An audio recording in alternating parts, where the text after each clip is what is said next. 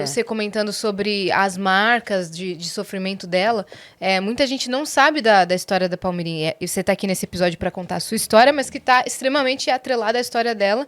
E você com certeza teve acesso a esse passado da Palmeirinha, que foi muito doloroso e muito difícil. Queria que a gente comentasse um pouquinho. Eu vi sobre a história dela que, primeiro, ela foi doada quando ela era criança para uma família, né, de fazendeiros. Depois ela foi devolvida para a família. A mãe maltratava muito ela, vendeu ela de novo, e aí a tia ajudou para que isso não acontecesse. Conta um pouquinho do que você sabe da história dela. A Palmeirinha, ela contava muito isso, assim, nos bastidores pra gente. E basicamente, ela foi... A virgindade dela foi vendida. Foi. Porque tinha alguém que queria, tipo, uma virgem, alguma coisa assim. E a mãe dela era um dono de alguma fazenda. E a mãe dela foi lá e pagou pela virgindade dela pra que fosse lá. Quando eu vi essa história, eu falei, não, isso não é possível. Ela começou a contar isso pra gente chorando.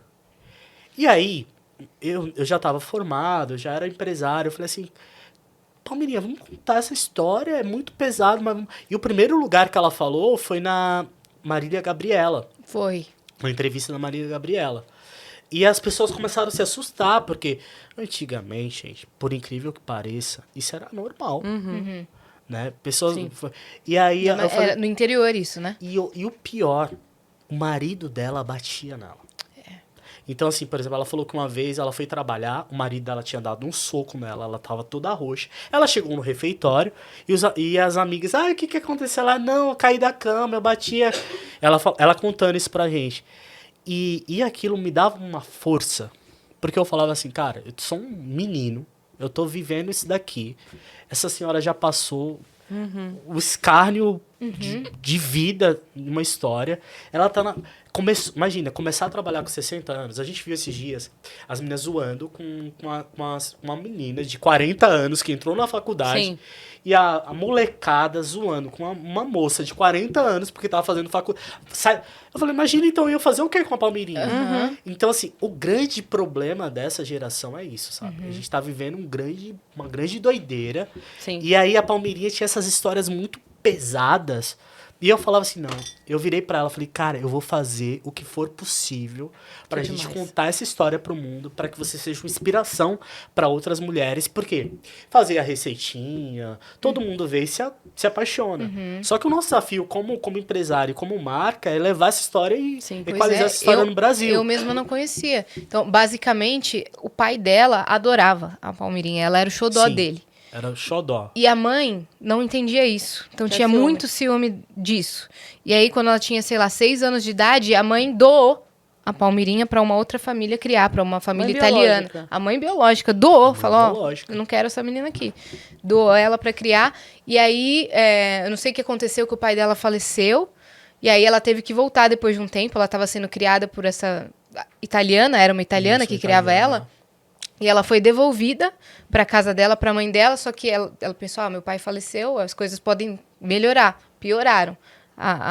Ela então começou a trabalhar, porque ela tinha outros irmãos e tinha que ajudar a bancar a casa, já que o pai dela tinha falecido. Ela ia trabalhar, tinha dia que a mãe dela trancava ela para fora de casa, não deixava ela entrar. Tarde, era uma francesa, na verdade foi criada por uma... Você falou italiana, mas era uma francesa. Francesa então, né? Isso. E aí ela voltava e não deixavam ela entrar. Então, várias vezes ela dormia para fora de casa e ela era muito, muito maltratada. E aí ela conta que quando ela estava na adolescência, teve um dia que ela deitou na cama e tinha um homem. Deitado na cama. Deitado na cama dela, que é essa situação que ele comentou, que a mãe dela, então, vendeu a virgindade dela. Ela começou a gritar, pulou a janela... E E ela fugiu de casa porque ela pulou a janela. Sim. Agora você fala assim, como que pode, né? Uma pessoa com tantas marcas conseguir... Ser tão fofa se e reinventar. amável. Agora, ela tem esse lado fofa e, obviamente, a Palmeirinha de uma... Mas trabalhando no dia a dia, era uma mulher muito forte. Porque todo mundo acha assim... Não sei se vocês vão me entender, mas eu falei que eu vou abrir a caixa preta da história. Sim, 20 anos assim, você trabalhou com ela. Por trás você chega onde você chega porque existem coisas que te levam até ali. Então, acho que, claro, todas essas dores tornaram ela uma mulher muito forte. Então, ela tinha muita consciência de tudo que estava acontecendo. Não é porque, às vezes, ela falava errado ou porque ela não sabia. Então, a Palmirinha... Muita sabedoria, né? eu sempre falei que ela era uma grande mulher de televisão. Ela sabia o que estava acontecendo. Sabe quando você entende o personagem que você tem que seguir, as regras do jogo? E assim, claro, gente, ninguém dá pra ser 24 horas. Eu já fui, tipo, eu saí do velório do irmão da Palmirinha, a gente entrou algumas horas depois gravando, sabe? Tipo, e ela continuava, ela tava ali, o trabalho dela era sagrado e tal. Sim. Mas isso me trouxe uma lição de olhar assim e falar, ela sabe. E aí, quando eu entendi isso, e quando a gente se entendia isso, às vezes eu tava ali embaixo, né? Tinha uma bancada, a gente só olhava pelo olho, a gente sabia o que estava acontecendo.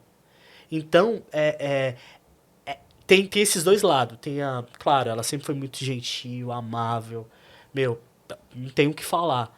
Mas ela sempre foi também uma mulher de televisão. Claro. Porque é impossível você conseguir manter vivo uma história, uma marca tão forte se você não tem consciência dele. Não, ela criou consciência.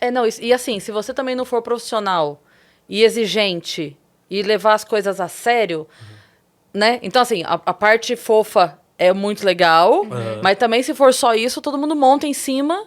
E ela era muito exigente. Ela era muito... Não podia estar nada fora do lugar, não podia ter uma colher fora, não podia a pia estar molhada. Ela tinha todas tinha todo o jogo dela ali, tinha que estar muito bem feito. E é uma coisa que a gente comenta muito, que assim, parece que quando o profissional homem é exigente, a fala não, esse cara aqui com ele... Ninguém tira farinha, não. Com ele tem que estar tudo perfeito, porque ele é exigente. Quando é a mulher, é chata. Nossa, fresca. Essa daí não pode ter nada fora do lugar que já reclama. Sabe? Então. E aí, com o tempo, eu comecei a ver que fazia total sentido todo esse perfeccionismo, porque ela conduzia muito bem.